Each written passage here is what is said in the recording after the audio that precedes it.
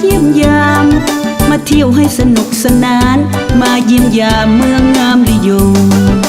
เซินเซินเซินขอเซินท่านมาไวๆมาเที่ยวให้สนุกสุขใจให้สบายหายเศร้ารา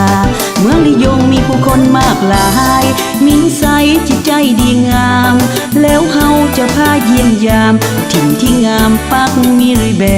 นปักมีริแบนนี่มีชื่อเสียงโด่งดังเป็นถิ่นที่งดงามของเมืองลิยง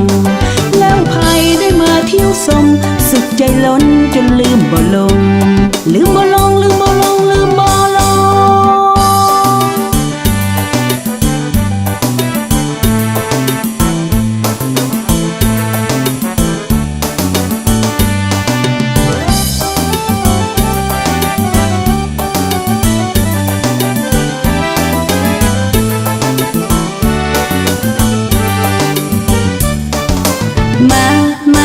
มาขอเชิญท่านมาเยี่ยมยามมาเที่ยวให้สนุกสนานมาเยี่ยมยามเมืองงามลิยงเชิญเชิญเชิญขอเชิญท่านมาไวๆมาเที่ยวให้สนุกสุขใจให้สบายหายเศร้าราเมืองลิยงมีผู้คนมากหลายมีนิสัยจิตใจดีงามแล้วเฮาจะพาเยี่ยมยามถิ่นที่งามปักมีริแบนปักมีริแบ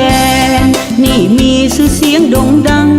เป็นถิ่นที่งดงามของเมืองลิยงแล้วใครได้มาเที่ยวชมสุขใจล้นจนลืมบ่ลง